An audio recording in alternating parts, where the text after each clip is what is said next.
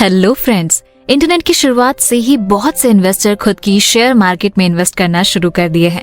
अपनी खुद की रिसर्च करके खुद शेयर चुनकर और ऑनलाइन ब्रोकर के जरिए से ट्रेड करते हुए इन इन्वेस्टर्स ने मार्केट के रिसर्च, एडवाइस और ट्रेडिंग के महंगे ढांचे को अनदेखा कर दिया। लेकिन जब शेयर मार्केट ऊपर होता है तो ज्यादातर लोगों को प्रॉफिट होता है और वो सोचने लगते हैं कि उन्हें मार्केट के बारे में सब कुछ पता लग गया है। जैसे कि मार्केट में गिरावट आती है और उन्हें नुकसान होता तो उन्हें महसूस होता ही है कि उन्होंने अकेले जाकर मूर्खता कर दी। लेकिन ग्राहम के अनुसार ये बात पूरी तरह से सही नहीं है, क्योंकि जो लोग हर फैसला स्टॉक ब्रोकर या किसी एडवाइजर पर छोड़ते हैं, नुकसान तो उन्हें भी होता है। लेकिन ज्यादातर इन्वेस्टर्स को किसी दूसरे की एडवाइस से शेयर खरीदना ज्यादा अच्छा लगता है, जिसे वो एक अच्छा फाइनेंशियल एडवाइजर मानते हैं। ऐसे इन्वेस्टर्स को कोई बाहरी पर्सन चाहिए होता है जो उन्हें सिखा सके कि उनके लिए इन्वेस्टमेंट पर कितना रिटर्न कमाना जरूरी है या उन्हें कितना एक्स्ट्रा पैसा बचाना चाहिए, जिससे वे अपने फाइनेंशियल गोल हासिल कर सके। बाकी इससे एक फायदा और उठाते हैं कि अपने इन्वेस्टमेंट के नीचे जाने पर किसी दूसरे को दोष दे सके। इससे शायद उनको इमोशनल सहारा मिल जाएगा, जिससे वो लगातार इन्वेस्टमेंट करते रह सके जबकि दूसरे इन्वेस्टर्स का दिल डूब रहा हो। कुल मिलाकर बात बस इतनी सी है कि ग्राहम के अनुसार कोई कारण नहीं कि आप अपना पोर्टफोलियो खुद नहीं संभाल सकते, और इसमें भी कोई शर्म की बात नहीं अगर आप इसके मैनेजमेंट में प्रोफेशनल की मदद लेते हैं तो। दोस्तों, इस वीडियो में द इंटेलिजेंट इन्वेस्टर बुक के chapter 10 the investor and his advisor को पूरा करेंगे। अगर आपने इस बुक के पुराने वीडियो नहीं देखे तो पहले वो वीडियो जरूर देख ले। उन वीडियोस का लिंक इस वीडियो के डिस्क्रिप्शन में है। साथ ही अगर आप शेयर मार्केट में पैसा इन्वेस्ट करना चाहते हैं और अगर आपके पास अभी तक डीमेट अकाउंट नहीं है तो डिस्क्रिप्शन में दिए हुए लिंक से आज ही अपना डीमेट अकाउंट ओपन करें। तो चलिए दोस्तों, शुरू करते हैं। तो दोस्तों, अब समझते हैं कि आपको कैसे पता लगेगा कि आपको मार्केट में इन्वेस्ट करने के लिए किसी की मदद की जरूरत है या फिर नहीं। इसके लिए कुछ सिग्नल है। Number 1, big losses.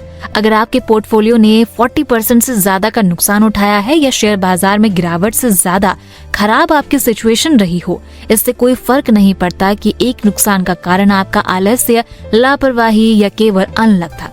लेकिन ये समझ ले, ऐसे बड़े नुकसान के बाद आपका पोर्टफोलियो मदद की गुहार लगा रहा है।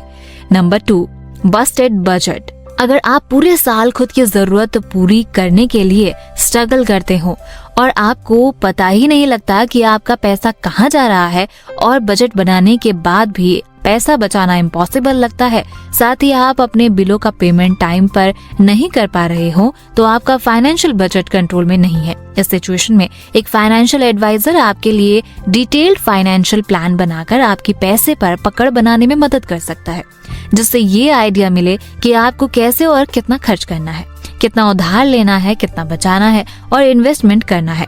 Number 3, chaotic portfolios. बहुत से इन्वेस्टर सोचते हैं कि उन्होंने अपने पोर्टफोलियो को डाइवर्सिफाई कर लिया है क्योंकि उन्होंने अलग अलग 10 बैंकों के शेयर और 5 IT कंपनी के शेयर ले लिए हैं। लेकिन दोस्तों, अगर आपकी सभी होल्डिंग एक साथ ऊपर और नीचे जाने लगे तो आपके पास ऐसा इन्वेस्टमेंट पोर्टफोलियो नहीं है जैसा रियल डाइवर्सिफिकेशन से मिलता है।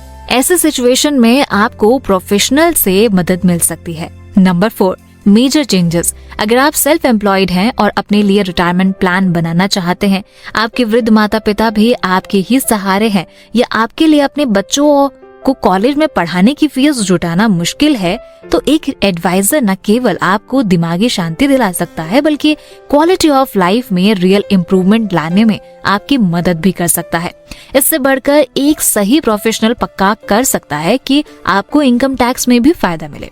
लेकिन दोस्तों, यहाँ आपको याद रखना चाहिए कि फाइनेंशियल जालसाज या एजेंट बातों में फुसलाकर आपका विश्वास जीत सकते हैं, जिससे आप उनकी पड़ताल ना करें। इससे पहले कि आप अपना फाइनेंशियल फ्यूचर को तलाशे, आपको ये पक्का करना चाहिए कि जो आपको एडवाइस दे रहा है वो एडवाइस देने के लायक भी है या नहीं। जैसा रोनाल्ड रेगन अक्सर कहते हैं, ट्रस्ट देन वेरीफाई।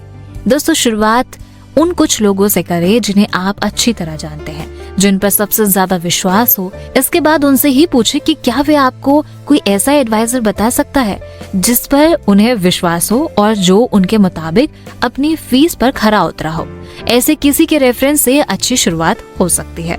एक बार जब आपको किसी एडवाइजर और उसकी फर्म का नाम और इसके साथ ही उसकी एक्सपर्टीज का पता हो जाए कि वो स्टॉक ब्रोकर है, फाइनेंशियल प्लानर, अकाउंटेंट या फिर इंश्योरेंस एजेंट, तब आप शुरुआत कर सकते हैं। इस एडवाइजर और उसकी फर्म का नाम गूगल या किसी भी इंटरनेट सर्च इंजन में डालें और देखें कि क्या कुछ निकल कर आता है। इनमें फाइन, कंप्लेंट, मुकदमा, अनुशासनात्मक कार्रवाई या निलंबन जैसे शब्दों पर नजर जरूर रखें। अगर एडवाइजर स्टॉक ब्रोकर या इंश्योरेंस एजेंट हो तो शायद ही वो आपको सही एडवाइस दे पाएगा, क्योंकि ऐसे लोग सबसे पहले अपना इंटरेस्ट देखते हैं। अगर आप किसी अकाउंटेंट पर विचार कर रहे हैं जो फाइनेंशियल एडवाइजर का काम भी करता है, तो आपको ये तय करना चाहिए कि वो सीए हो तो ज्यादा अच्छा है। दोस्तों, अब लास्ट में उन 12 क्वेश्चंस की बात करते हैं जो आपको किसी भी एडवाइजर को चूज करते टाइम पूछना या जानना चाहिए। तो पहला क्वेश्चन है, आपकी क्वालिफिकेशन और अचीवमेंट्स क्या हैं?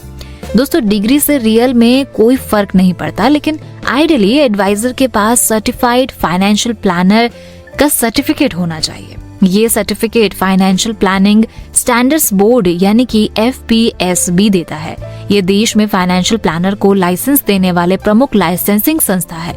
अगर फाइनेंशियल प्लानर के पास CA या MBA जैसी डिग्रियां है तो इससे भी मदद मिलती है, साथ ही एक्सपीरियंस का भी असर पड़ता है। नंबर 2, आप कौन सी सर्विसेज देते हैं? कुछ प्लानर्स केवल वेल्थ मैनेजमेंट और इन्वेस्टमेंट से जुड़ी एडवाइस देते हैं। आपको इस तरह के एडवाइजर को तलाशने की कोशिश करनी चाहिए जो पूरा पैकेज देता हो। इसमें इन्वेस्टमेंट, इंश्योरेंस, बजट, टैक्सेशन और रियल एस्टेट प्लानिंग की एडवाइस शामिल है। नंबर 3, आप सर्विसेज के लिए कैसे फीस लेते हैं और फीस कितनी है? आपको पता होना चाहिए कि क्या एडवाइजर मुश्तक फीस लेना या AUM के हिस्से के रूप में फीस चार्ज करेगा। अगर आप सभी फाइनेंशियल सर्विसेज का फायदा नहीं उठा रहे हैं तो क्या वो कम फीस लेगा या नहीं? नंबर 4, क्या आपको प्रोडक्ट्स की बिक्री के लिए पैसे मिलते हैं? अगर प्लानर को कोई खास इंश्योरेंस प्रोडक्ट या म्यूचुअल फंड को बेचने के लिए फीस या कमीशन का पेमेंट किया जा रहा है तो इंटरेस्ट का क्लियर टकराव होगा। पॉसिबल है कि एडवाइजर उन प्रोडक्ट्स की ज्यादा वकालत करे जो आपकी रिक्वायरमेंट्स के सिमिलर नहीं हो। यह आपके पोर्टफोलियो की ग्रोथ को प्रभावित करेगा। नंबर 5, आपके पास किस प्रकार के कस्टमर्स हैं? अगर एडवाइजर के कस्टमर्स में ज्यादातर बहुत रिच हैं तो वो आपकी फाइनेंशियल जरूरतों के हिसाब से फाइनेंशियल एडवाइस नहीं दे पाएगा। इसलिए इस तरह के प्लानर को खोजिए जो आपके स्टैंडर्ड के लोगों को फाइनेंशियल एडवाइस देता हो। नंबर 6, क्या मुझे फाइनेंशियल प्लान का सैंपल मिल सकता है? प्लानर से एक इस तरह का रेफरेंस प्लान देने के लिए कहें जो आपके लाइफस्टाइल और फाइनेंशियल सिचुएशन से मेल खाता हो। इसे समझने की कोशिश करें कि इस प्लान को कितना विस्तार से बनाया गया है, किन फाइनेंशियल एस्पेक्ट्स को देखा गया है, इन्वेस्टमेंट की रणनीति क्या रखी गई है। नंबर 7, आप प्लान का कितना बार रिव्यू करते हैं? साल में एक बार अच्छा जवाब है। हालांकि आपको जन्म, विवाह, तलाक, करियर परिवर्तन और रिटायरमेंट एटसेट्रा के टाइम भी उनके साथ बातचीत करनी पड़ सकती है।